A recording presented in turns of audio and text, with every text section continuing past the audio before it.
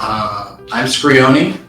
I'm a part of a group called Tribe of Levi. Here we have some members from that group to share a little bit about their personal lives, where their faith is rooted in, and their experiences. We have some family members. Junior and Liz are part of my family, and so we'll hear their experiences, whether they're not in Tribe of Levi, whether experiences, and just have a casual conversation. So we're just gonna start introducing everybody. So we're just gonna go in line. And so if you can just say your name and a little bit about you. Yeah. So my name is Liz. Like Scree said, I'm family. I'm Junior and his cousin. And I am from the Worcester area. I'm just kind of living. Just now you're in this room talking? Yeah, now I'm just here, talking again to see family, fellowshipping a little bit. Yeah, because I live in New York, so now that I'm up here and then my sister's coming here, we get to see cousins, so we like to pop out and just show a little love. Peace. Alright, my name is MARQUIECE, from Wilmington, in Delaware. Artist name that most people know me by is Keys As Is. Right now, we in Boston, you feel me? I got connected with these guys and girls through Julio. So first me and C was working for like 2 years, and then he told me about what was going on. So I was like, I'm all for it, So that's how I got here in Boston. Yeah. My name is Julio. I'm originally from Worcester, Massachusetts. I was born in New York City, but raised here in Worcester. I'm a Massachusetts bred. Not born though, but kind of feels like it. But I've recently moved to Orlando, Florida, and I'm enjoying it. I'm learning along the way a lot of new stuff. I've been working on music and just following whatever it is that God's calling me to do. Along the process, I met Keith. Awesome brother. He's always shown a lot of humility and he's an awesome guy. And along the road, I met a lot of other people. I've already known Liz and SCRIONY. They're my family, blood family. So now we're here. We're here to answer some questions. All right, so first question I want to ask you guys, everybody, you guys can talk at any point. What's your favorite story from the Bible? Because there's a lot of stories in the Bible. A lot of people we can see ourselves in. Like if you've ever run away from a calling, maybe your favorite story is Jonah. Or if you really feel active about a certain lifestyle, about a certain passion, maybe you could think that you relate to Peter a bit more when he cut off somebody's ear. So what is, anybody can answer, what's your favorite Bible story or character or person? I think right now I've been feeling really moved by the story of Esther. Esther, yeah. And so I think part of that is just that moment of her walking into the throne room and being told you can't approach, you can't unless you were called, you can't. But her just going in anyways and knowing that she had the blessing and the favor, right, enough to go, and then everything shifting at that point, right, and people talking, but yet she was still diligently going towards what she knew she needed to do, right, despite the fear. Because when I think of Ezra, I think of the anxiety she must have felt to walk into that huge room of people. How dare you walk in here, So I'd say Ezra right now. It's easy to read a Bible story and be like, wow, what a superhero, and they're just a human. Right. That's it. So yeah, it's good. Anybody else? Yeah, Jesus. That's kind of like the generic answer, right? It's a Christian podcast, Bring Up Jesus. But in all reality, if we're going to talk about superheroes, Jesus Christ. He came die for the same people he created. They rejected him. They put him on a cross. They didn't believe the word that he said. Some did. The disciples did. But only the true ones who believed in him did. Everyone else rejected him. And he did it anyway simply because he loved them. And I think that goes beyond any story. Not taking the importance away from any of the other characters, which they're highly appreciated. I love other stories like the story of Joseph. The story of David is awesome. The story of Moses. like all the stuff that Moses went through, Abraham, how he had to leave his land, Jacob, how he had to fight for that blessing. But as you read all these stories, like I see like the story of Jesus, like to me, it's like the highlight of the whole thing. So it's kind of like the climax. They point to him. Literally. They point to him and then you see him. You're like, finally, the character showed up in the story. You're and like, our hero, the hero of the story is finally introduced. Intentionally, they're there because their testimonies are powerful and important. Sorry if I'm speaking to a little too much, but I look at it as like the missing puzzle piece. Jesus. But it's not just any puzzle piece, it's the one that brings the picture to it. So that's just my perspective. That's why I love that story. I guess like that would go right off. Kind of my reasoning for my favorite book of the Bible would be Ecclesiastes. A man who had everything, you know what I'm saying? Everything that the world had to offer, but was still feeling that void or that emptiness, and then comes to a conclusion at the end of it all. The only thing that fills that void, or the only thing that matters, is Christ. The only thing that really matters is what I did with Christ and for Christ. Right. The wisest man too. So it says no man will ever be wiser than him, and that was his final conclusion. What we have right now.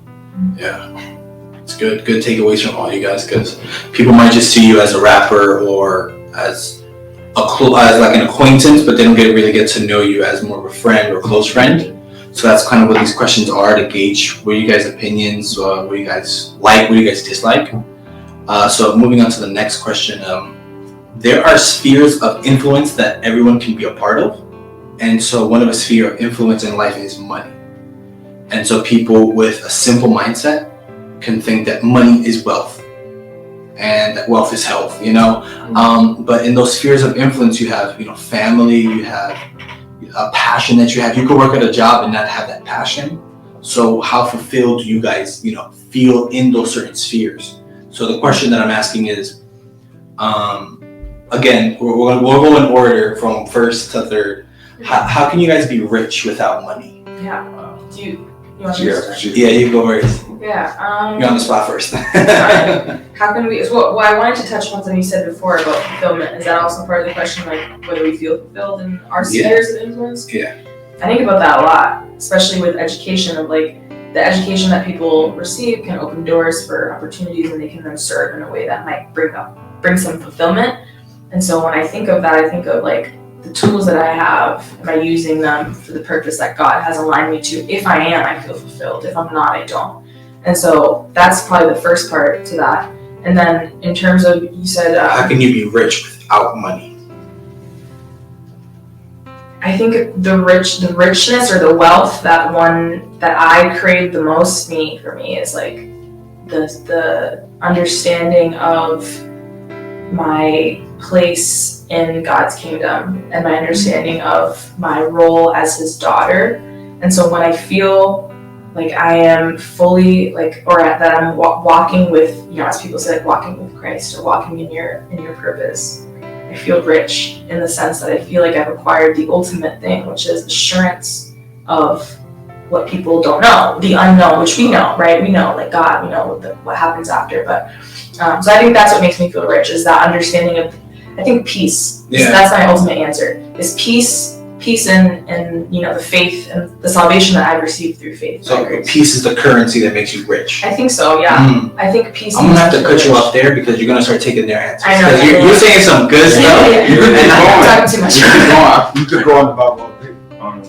Yeah, that's real. Like a lot of what she was saying about that peace and that faith and walking into your purpose. It was such a good question. I know in my life as a child, my father instilled in me, like, you gotta get as much as you can and get money and figure it all out while you're young.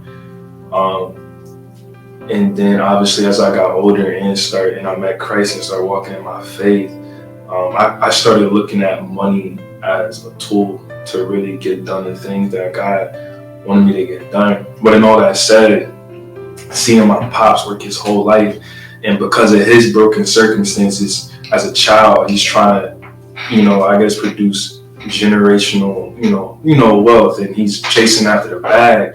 but really you could chase after the bag but miss your whole purpose. And like, I'm just like, man, you trying to pass down bread to make up, you know what I'm saying, for trauma. Yeah. But you're still passing down the heart issues, that's the sin issues that's really getting passed down. And it's like, yeah, that is why I said wealth is health. People think that. yeah. People think that just get your bread up and don't think about anything else. And money brings you happiness. I don't know why people say it doesn't. And I'm just like, the money is cool, but I'm like, I want to pass down faith. Like, every generation after me is literally different because of what God has done. Yeah, it's good that you realize that early what currency is. Currency is a tool. Like a dollar bill is just some cotton with some green on it and a dead president. And it was assigned value. Exactly. And you've accepted that. So I'm happy that you've gone contrary to what your father, tried to instill from you, from a generational thing of like, this is what it is, and you're like, wait, there's more to life than just paper. Junior. What's the question again? How can you be rich without money?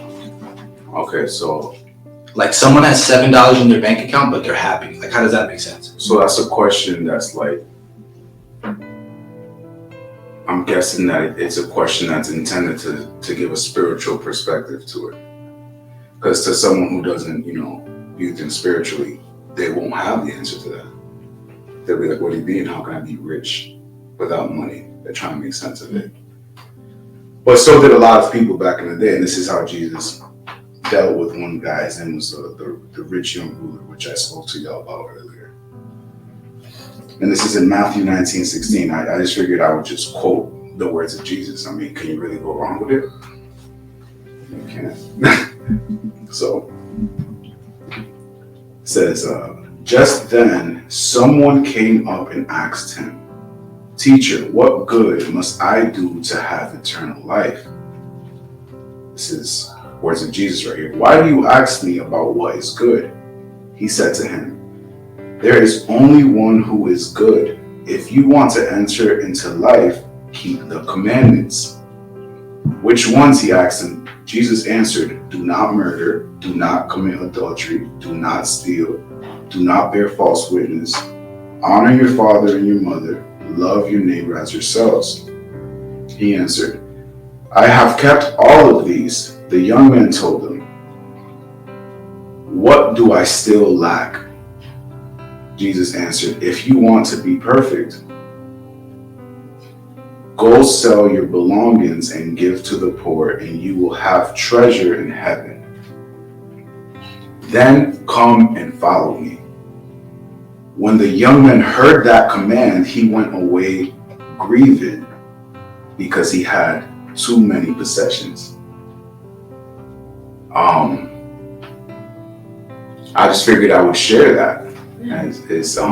That question is intended to spark up a spiritual conversation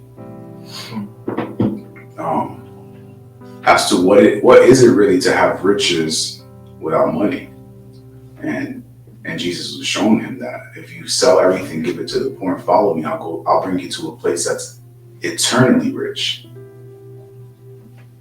So to be rich is to have Jesus, because Jesus has it all. But that's only something that we gain through faith. It's not something that you gain through anything physically. You could touch your money. It's literally sparked in the spirit. So that's my answer to that. I think it's super interesting too. I know you said when he started, he was like, how can an unbeliever, understand that? And I think it's super interesting how, like, even as an unbeliever, you hear people get to that point where it's like, it's literally, we get examples of that like every day.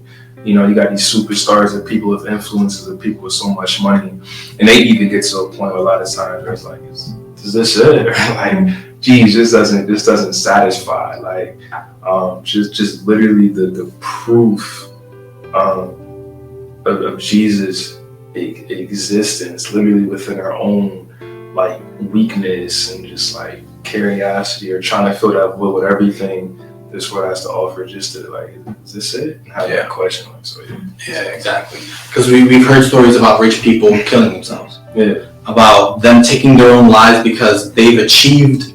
This is achieved. This is achieved. This is achieved.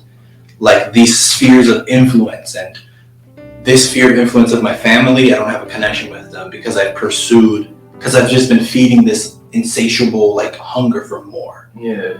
Like you're just throwing stuff to a fire, and it's just like, I want something from that fire back, and you're like, you're feeding greed. You're feeding money that if you give me $1 and I rip it up and I use it at a store, they'll tell me they're not going to take that ripped up bill. I can try to tape it again, and then it's up to that person at the store to be like, I'll take up that taped up $1 bill. But if I go to a different store and it's taped up, this has happened before. People go, no, because they assess. I know that has value, but you devalued it. So moving on to another question about value and locations. How can us as Christians make a difference in our communities locally and globally? This is a question for everybody. So if you feel free, go ahead and speak first. No specific order on this one. Okay. So like we have, churches of getting to know God, getting that relationship with God. We have, shelters. Like, how can you make a difference locally as a Christian? I think that something I've been realizing lately that goes with this question is that the dreams that we have for these global levels of influence, they're powerful, they're beautiful, they're precious. I think that they're often planted, right, by God. But I'm wondering if the cultivation process, when you're learning and growing and you're equipping yourself with the tools that you need to enter that level, I'm wondering if all of those things are developed at the local level, right? Where it's like, if you want to preach to the masses, but you can't preach to the person on the side of the road, are you ready for the masses? Okay.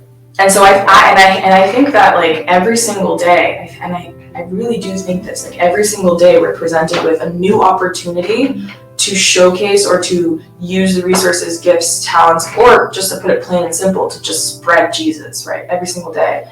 Be it someone on the highway who's standing there begging, right? Jesus says, I'm going to remember you, because all the time that you gave money to the beggars, or when you preached to them, or you gave whatever to the beggar, like however we're defining riches, money, love, a cup of coffee, like food. I think that's the ultimate test of like, can you use at the local level, can you be effective? So that when you're at this other level where you have new giants to face, you've already, it's like David, right? Like he had already wrestled with bears before he confronted Goliath. And I'm not saying he wouldn't have been ready, but I'm wondering if he was going through a process. And so at the local level, at this intimate level, even just me being here, like, am I treating you the way I would treat, somebody who I want to evangelize? Am I walking the way Jesus walked with you? And then ultimately, I think there's levels of perhaps like, I don't know, there's things that come with that. And then next thing you know, you have more influence and you're able to reach more people. Yeah. Even this is a level that maybe I wouldn't have been equipped for 5 years ago, 2 years ago, a year ago. What you're saying reminds me of when God is like, can I trust you with a little? Can I trust you with your local church? Which is another question that I'll have for you, which I'll just tell you now, but it's, what does your church do for you? And what do you do for your church? So we're still on the think, how can Christians help locally and globally? But touching on that topic of like, if I can't trust, like we're called to be kind. Kind is just, and there's a saying, kill them with kindness. So if you can't kill the person next to you with kindness, how can you try to reach 6, 7, 8 billion people? Right. It brings, that whole statement kind of goes against who Peter was. Because Peter was the same dude to chop off a dude's ear, and 5,000 would get saved with him opening his mouth. He wasn't a kind dude. So what do you say? Talk more on what you're saying. So, to answer, should I answer the first question or this? Whatever you feel free. I've broken my head with that because something that a lot of churches have problems with is that they're playing the part. They're playing the Christian part. And once like for example, right now the camera's on, right? When the camera's over, go back to the other part. And if we really want to reach the nations, you consistently have to be a disciple every second of the day. That's where it's hard, because there's going to be moments where you don't want to be. And like Peter, there was plenty of moments where he was an impulsive man. You know, Peter was an impulsive man, and I'm pretty sure he had problems with his temper and all of that. But when every single day you keep your eyes on the Master, on Jesus Christ, and you go that way, you submit to that, and when people see you in person, aside from the camera, they can witness to it. But the camera is amazing too. It's an amazing tool because we can reach masses like Peter did. So I believe that in order to be able to be effective reaching at a global, you actually have to be walking it. It just can't be for the camera. Because then people can hear that. People can discern it. You get what I'm saying? You'll be there and people will be like, whoa, it looks nice. But then there's those people that are playing it and they're like, let me see if there's any bit of water in there or just a good production. You get what I'm saying? Yeah. You preach with your life. Yeah. Exactly. So and people can hear that. People can hear it in your voice. I'm not someone who's like big into like getting, I mean, obviously I sometimes I get into controversial topics and stuff like that. One of those things is vibrancies, right? Vibrancies. I don't know if you've ever heard of that term, vibrancies. Alligators in recently moved to Florida. Now, if I'm going too long, you just cut it and cut it right there. Alligators in Florida, if you jump into the water, they can smell the fear in you. And you're all the way on the other side of the pond. But and that's an alligator. Yeah. Imagine us humans. You know, we have levels of discernment, and even the people who aren't spiritually walking, they can also discern, is this person actually living what they say? And the Spirit reveals. Mm-hmm. It's not your words, and it's not how great of a camera you got. It's not how great of a questions that you got or how great of answers you got. Because I could give the perfect answer right now, right? Is there a perfect answer? The perfect answer is Jesus. And when you follow him, that reflects on other people. And when they look at you, they'll be like, oh, I see Jesus. I need some of that. Like he was saying earlier, he was saying that he was in a basketball tournament and they came and they preached to him. And he wasn't raised in the church or nothing like that. He doesn't come from that. But he heard the gospel being preached to him, and he something inside of him said, I need some of what they got. I believe that when you live your life by that code right there, where you actually follow him in truth and in spirit 24/7, it doesn't mean you're not going to fail. You know what I'm saying? It doesn't mean you're not going to have struggles in those moments, but you make that your consistent effort. Like literally your life mission is to die on a cross. People will know.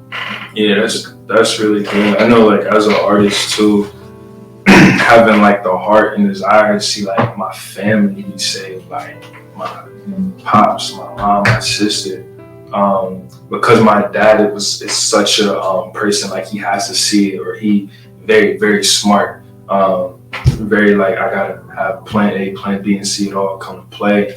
I remember just like God, like my heart was kind of like, especially once I realized that I could do music, and it's giving me this gift of music.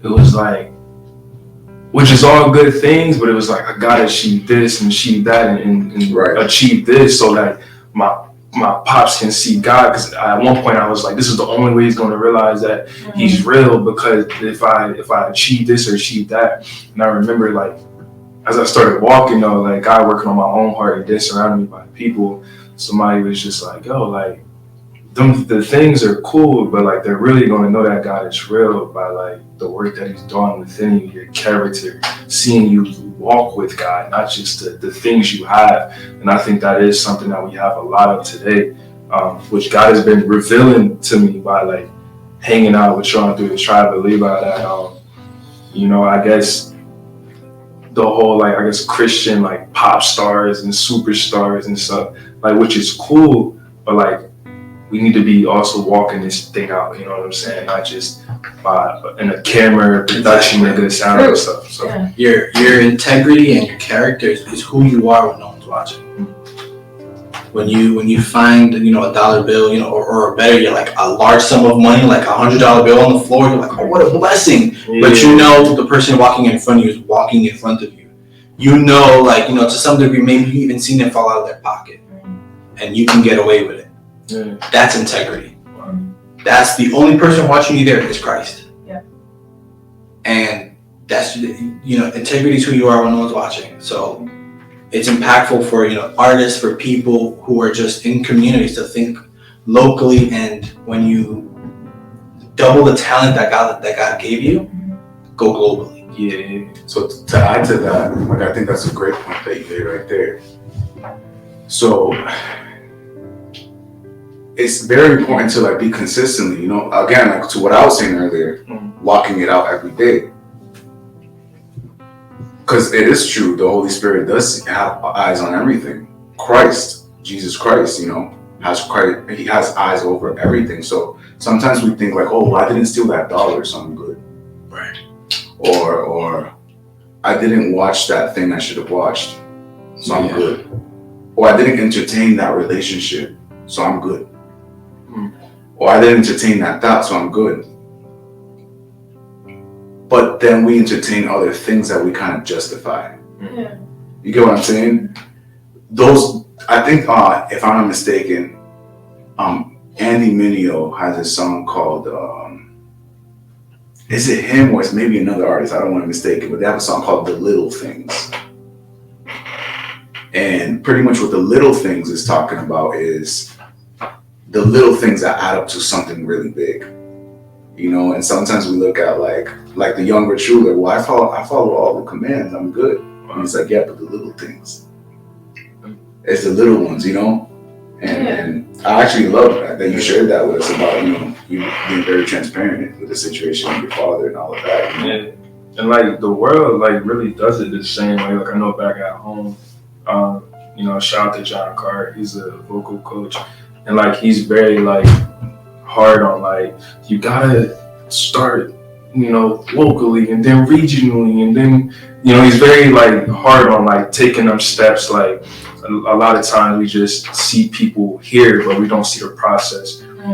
So like the world like is doing it, what I'm saying? So it's definitely like the same thing, what I'm saying? Like walking with Christ, just can you trust it with the little things and just doing stuff locally, like he was talking about to us. Amen. Amen. We're going to jump to a question I have here. I've quoted scripture from the Bible. It's in Exodus 16:3. If only the Lord had killed us back in Egypt, they moaned. There we sat around pots filled with meat and ate all the bread we wanted. But now you have brought us into this wilderness to starve us all to death. So that's right after, Moses frees the people, finally frees the people in the book of Exodus that they keep talking about. Let my people go. He finally frees them, and they're like, I'd rather be a slave. Like I was eating pots full of meat. You know what a pot full of meat is? And now you're crossing through Egypt, where Egypt is not New York. Egypt is not like corner stores and there's so many fruitful trees. Like you're going through wilderness. But in slavery, we had bread. In slavery, we got beat if we were out of line, and maybe we had to worship some other gods. But what did they say? If only the Lord had killed us back in Egypt. Where do you think that mindset comes from? Just kind of open, or?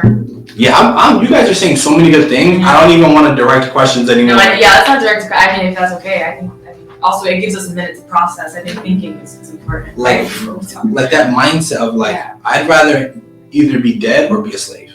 I wouldn't mind going first. Where does that come from, bro?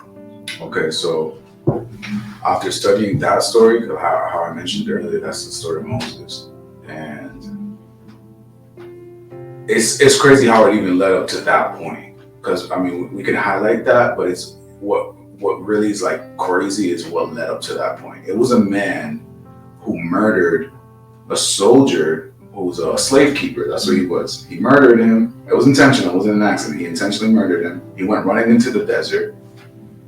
After he goes into the desert, God speaks to him to go deliver all the slaves out of Egypt, which were the Israelites.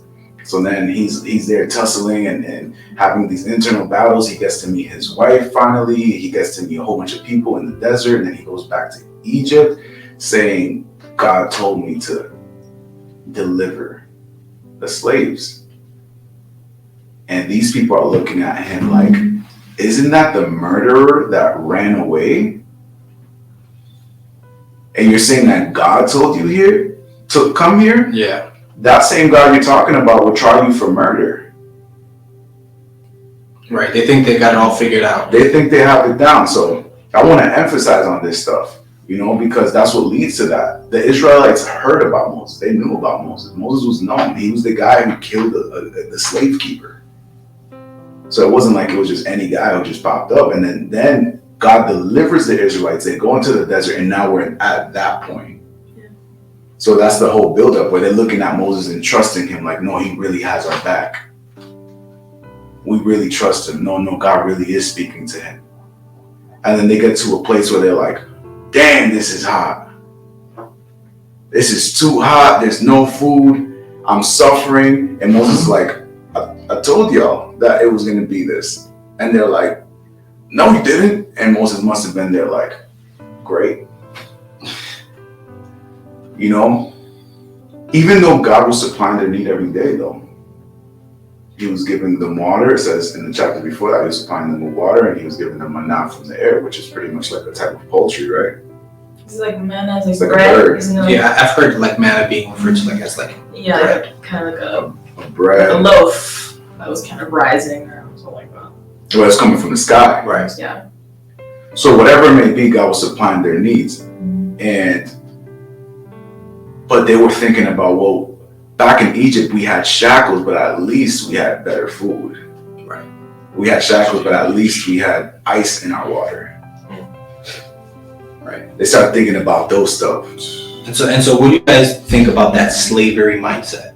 I think when you're comfortable, you will stay where you are, even if you have to give up certain things. I think we all sacrifice things. We choose what we sacrifice, and then we choose what we idolize, right? And so I think that it's a choice. And when they were back there, like, they were sacrificing some pretty significant, they were slaves, so I don't want to make it sound like they had, a ton of choice in the matter. But ultimately, at that point in time, they had the comfort of knowing that their bellies would be full, that the food that they had is the food that they wanted, right? Versus the food that God provided, not necessarily what they would have wanted, right? Exactly. And so when suddenly the plan didn't align with their desires, the motivation and the passion that they had, they were running through the waters that God separated, suddenly all of that is gone, or significantly diminished. And I want to touch upon the fact that that's human nature, right? Because when you go through trials, like, it's hard. It's so hard.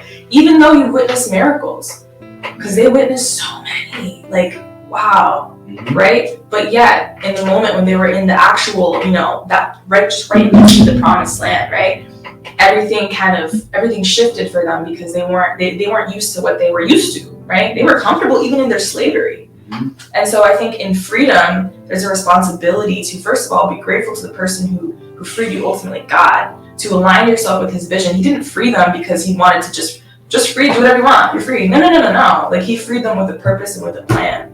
And so I think with that comes that acceptance of that, and accepting the fact that it might not feel like what you want it to feel like. Maybe you were used to a Lamborghini, and right now you're going to be on a bike for a little bit, and it's going to be different. You're going to work out different muscles that you didn't have to do before. Talk about it. Yeah. It's going to be uncomfortable. You're like, oh, this is a new burden. Oh my God. I was getting in the groove with the old burden. Yeah. Right. What do you think, Keys? I'm sorry, finish that thought. My last thought was, and it's ironic because what they were given was their life. They were given their life. Right? Back.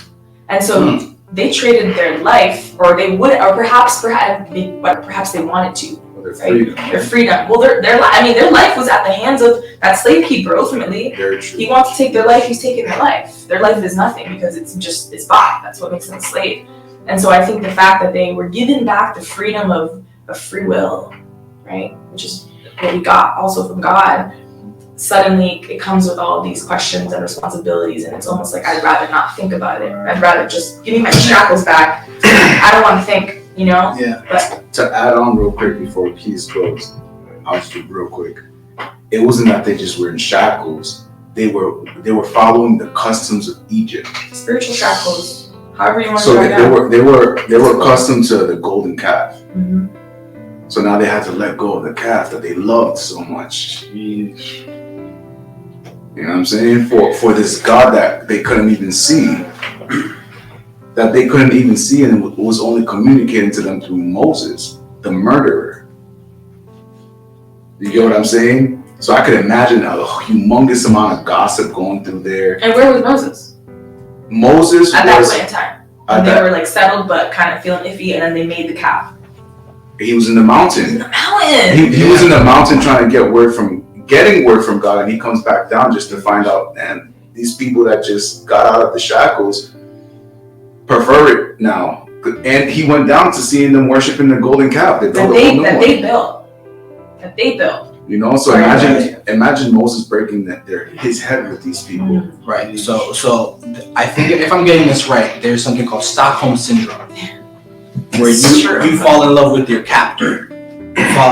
You sympathize with them. Exactly. You sympathize with the people. They're not that bad. I mean, they might have kidnapped me, but this is a better place. Mm-hmm. What do you, Keith? I want to hear from you as to that thought process of just like, how do you, like, what do you think about that? Just people living comfortably with captors. Sheesh. Man, y'all touched on really good points. Just talking about idols, talking about comfort zone, shackles, man. Gossip, bro. I know back home it's a huge one, man. Like just friendships and friends where it's like, all right, bro, yo, we got this going on for you. Let's take you out this circumstance, this situation, or like this environment, and like literally just hearing like, nah, man, like, or they'll step into something new and it's just like, yo, this is all I know, and this is what I've been through, and I'm comfortable here, even though we know like, yo, like there's life over here, there's water, like, I've seen that play out time and time again in relationships, and even in my own life, to where I've gotten to a certain point, and it's like, yo, Lord, like, why am I here right now? Why am I going through this? But I'm being so much more aware. God is showing, revealing Himself to me. You know, it's coming with the like responsibilities and stuff you were talking about within that freedom. And I had that thought, like, man, life seemed so much easier before. Like when I'd have to think about these things, or even just like being in sin, or just not knowing or being ignorant of things. Like this was fun, it was comfortable, it was easy. These are thoughts that everyone has, but only a few people say. Yeah, and I've definitely like had that, like, man, I've really spoke to that about friends, like, man, back then was easier, like, but, and I tell so many people this lately, I'm just like, do not, rather it's like the wilderness or trials or that hard time or the suffering, do not run away from the suffering. Like how many people, like Christians, stay comfortable, or they end up like never really doing what they're supposed to do because they're avoiding the season of suffering. That's powerful. You just said a word right there. And I was just like, iron sharpens iron, right? Yeah. And I'm sure that doesn't feel good, but it's what it takes. Mm-hmm. Fire. Yeah, being corrected. Yeah. Being you know, obedient. Being obedient. Because we're not iron. We're emotion filled. Mm-hmm. We're driven by desires. Mm-hmm. A sword, you put a sword in the fire, it'll stay there until it melts. But you try to put people in the fire and they'll run away. They'll kick and scream, or they'll go in willingly and say, even if my God doesn't save me, I'll go in there still being faithful to Him. Like Nathaniel. And what are the people who threw him in there? They died from the fire that was being increased. Like the furnace got so hot, and then they said, "Is that a fourth person in there?" Oh, that's 3 Hebrew boys right there. One of them's glowing. Yeah, right. Exactly. It's like when you step into that obedience, into that no one's ever been here before. You telling me I gotta be a pioneer? I gotta be the trailblazer? Which I imagine is how Moses felt when he was like, I know y'all aren't gonna believe this, but like somehow we're gonna get through the water. I don't know how. He's like, I don't even know how. I don't even know. All I know is that who knows what could have happened? Maybe he thought, the staff was gonna turn into an ark. I would have been the one that's that extra hard. All right, Lord, I'm here where you told me to be. Right. He put that in the water, and he didn't really. I mean, I'm sure his faith is what pushed that, but at the same time, like, imagine those people behind him looking at him like, what? He's talking about. Well, that happened in one situation where they needed water. And then God told him to speak to the stone. And he spoke to it and nothing happened. Imagine. We're in the middle of the desert. The guy we trust can't even give us water. Yeah. And in that moment of pressure, he fell into disobedience and he hit the stone. Right. And then because of that, he didn't make it into the promised land. Once you listen to that humiliation, Disobedience. I'm humiliated. I'm supposed to be a leader. Now your people are like, okay, well if you get frustrated, it's okay to get frustrated, I guess. Let me make a calf. Yeah. Let me set up things like that.